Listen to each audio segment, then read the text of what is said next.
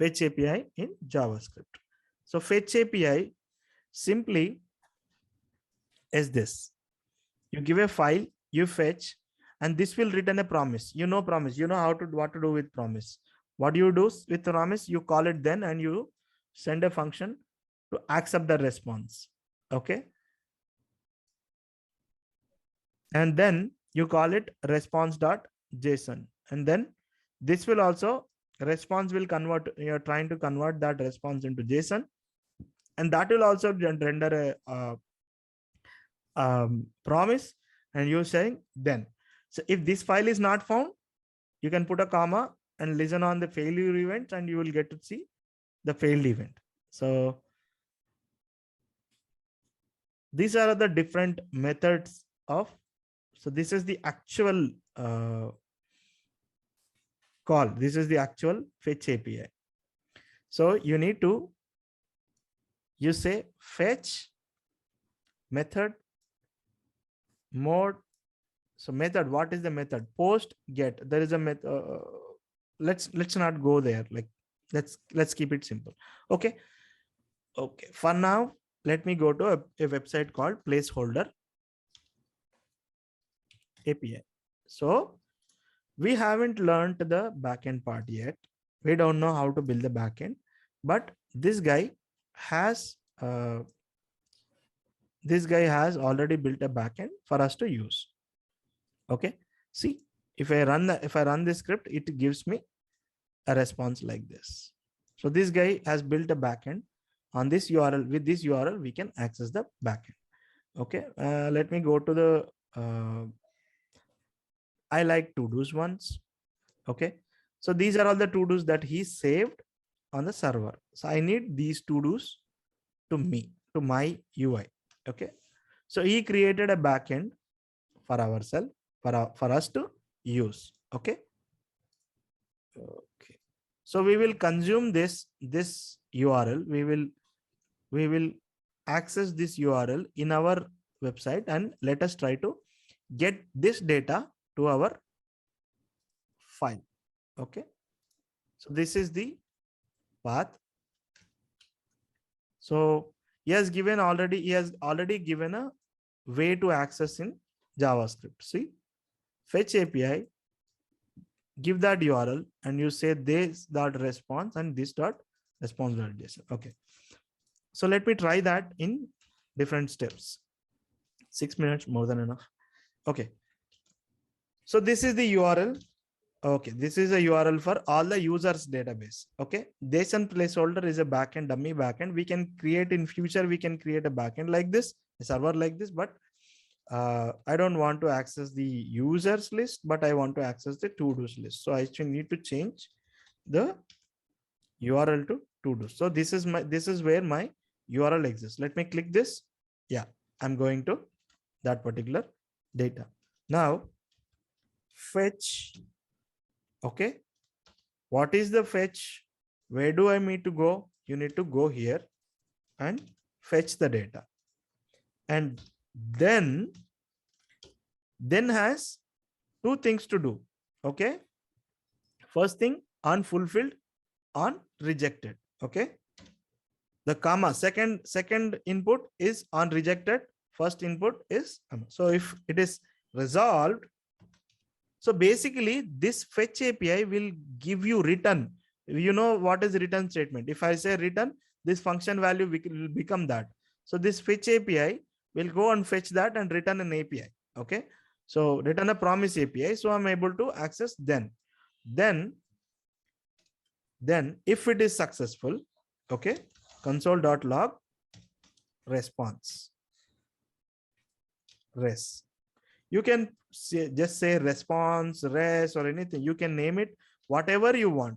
Okay. You can say data or response or anything. Okay. Then you can, second thing is for rejection. Why got rejection? So error. There can be any error. So I need to receive the error here. So I can console.log error. So if I save this, okay, I don't need this. So let me open that in a light server. Let me go to console and I'm able to see a response. I'm able to log a response. What is this response is? This response is a HTTP request itself. Okay, this is not a data. This is logging the request itself, the entire request. This is the URL, and this is that, and this is body. This is a read stream. So this is there is no data here. That the data that I wanted to receive, that is not here. Okay, so how to do that?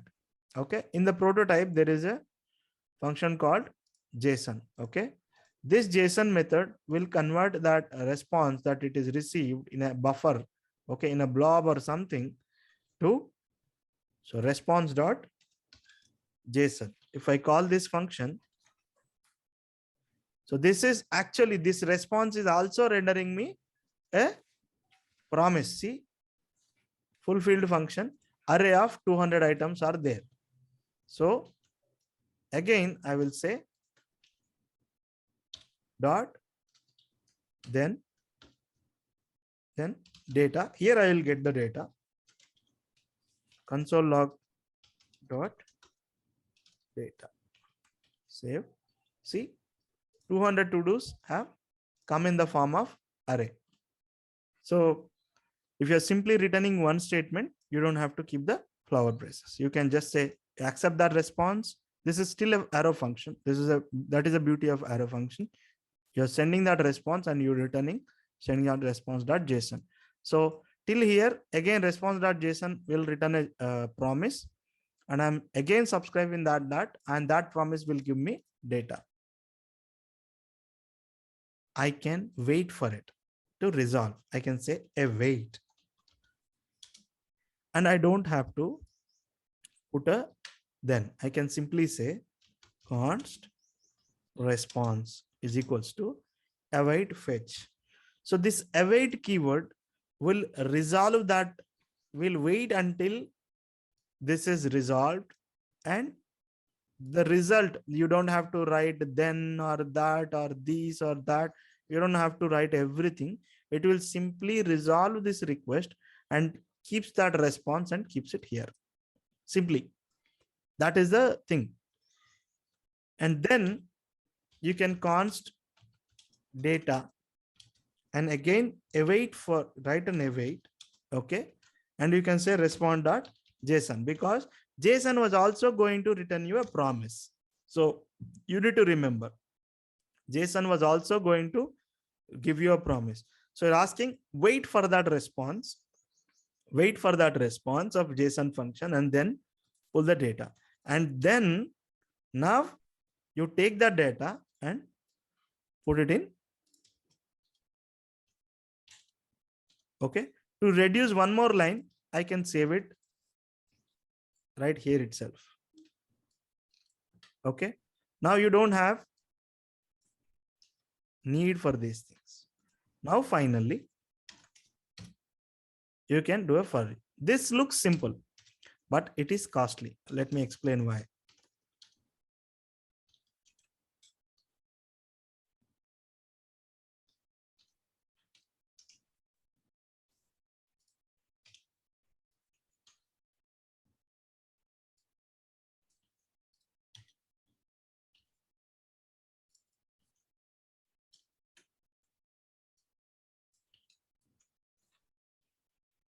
Let me open the console.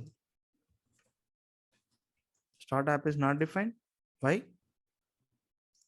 Why? I think it was removed in the. Okay. No.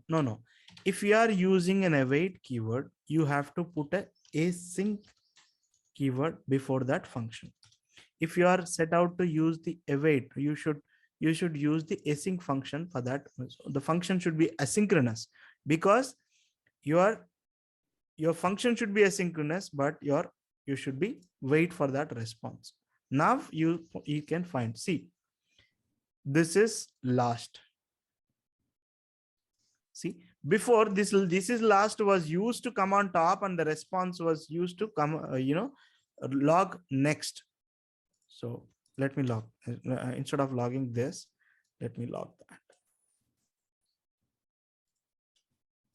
So at line number 59 was used to log later. Line number 63 was used to log first. Now what happened?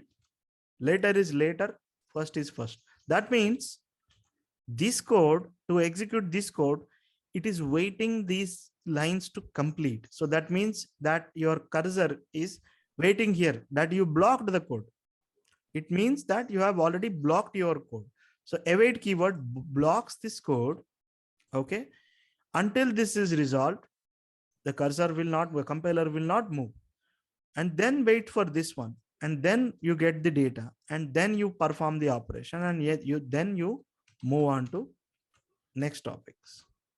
So let me remove the consoles. Okay.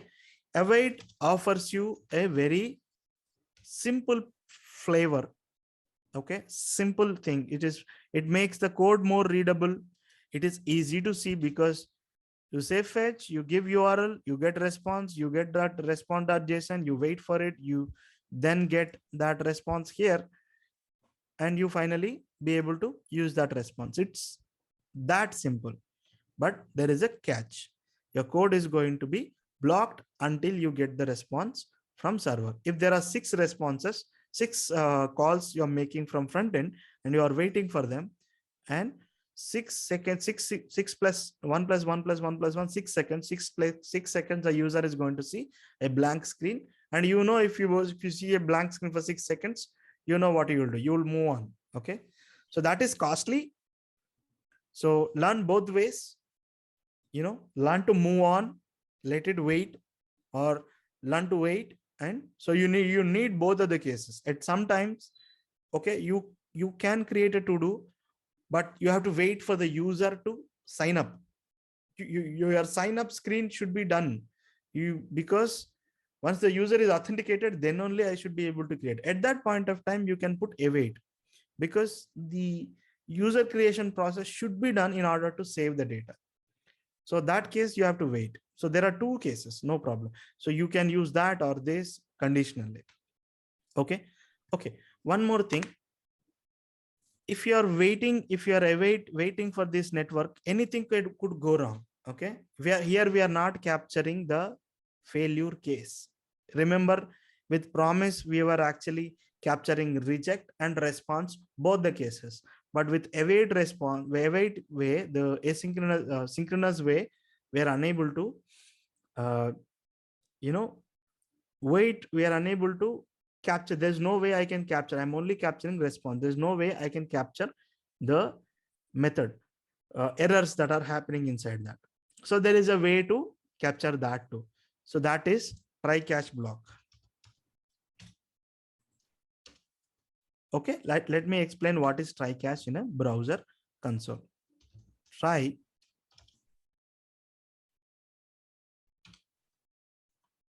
is it try catch? Yeah, that's it. I know. Is it highlighting? Can you guys see? Okay, it's highlighting. Yeah. Try catch. Okay. So if there is an error in JavaScript, the entire JavaScript code blocks up and you would see that happening. So console.log, say console.log. Let me try this. Console.log, not confirmed.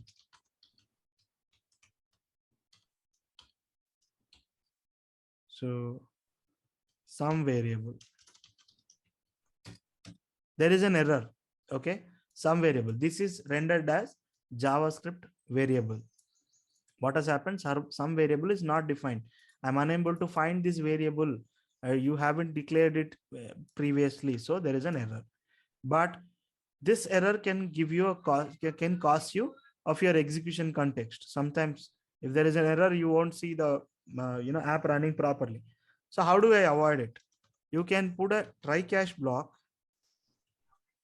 Okay, you can put that statement there, and here you try this guy.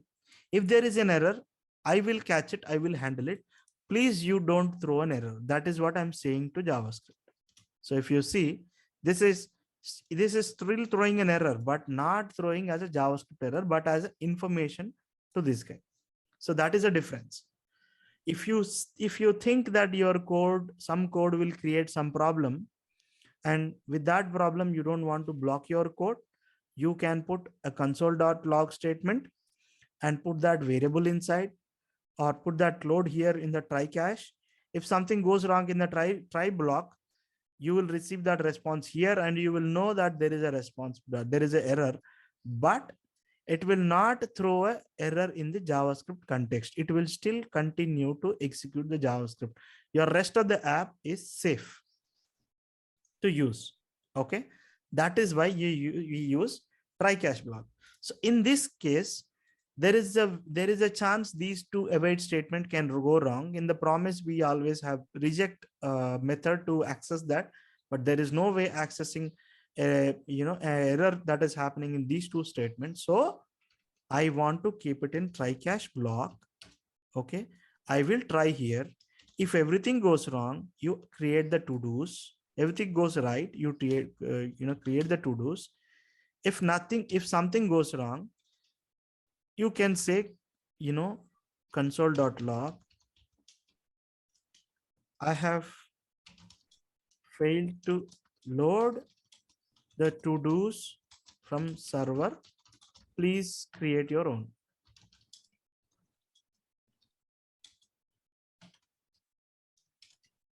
Okay, it's still working. How can I make some error? I will remove give a wrong path. Now see, JavaScript is not blocked. I can still add some things. Okay, but I'm able to capture that error, like error name not resolved. This thing is not resolved because .com is missing. This is getting logged. I have captured that, and since the error is occurred, I'm logging this method, this message. Okay, or I can say alert.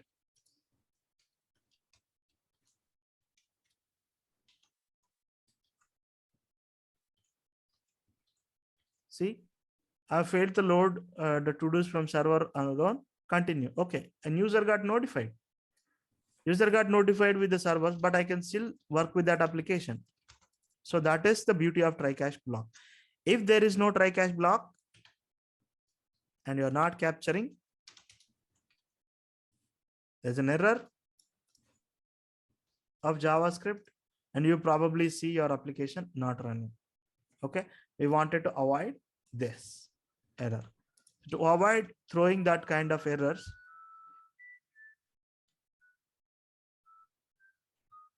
I don't know who's calling now.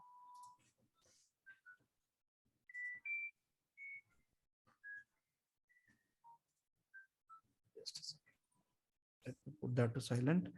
Okay, it is always whenever you're using await statement, it is always better to use put. If you see an await statement, just push into a try catch block. So that's the blind rule, that's a thumb rule. Okay, just remember, if you see a statement await, just throw it into a try catch block.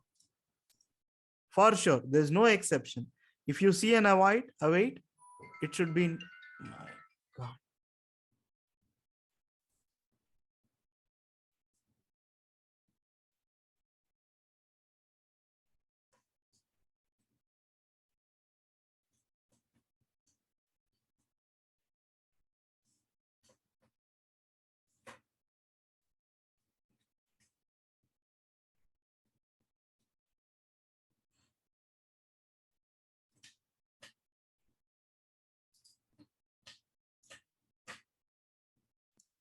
Yeah. So is this clear? Like, we have already 10 minutes over the time.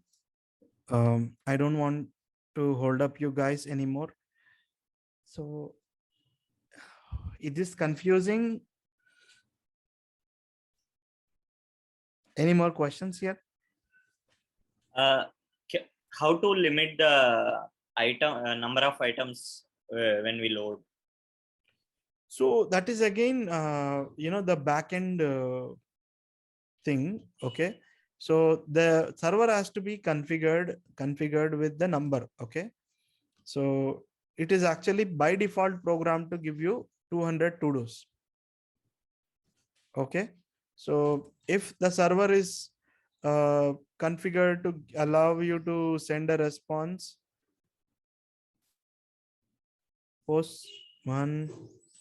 So there is a way your server should be configured, the backend server that is not in your control.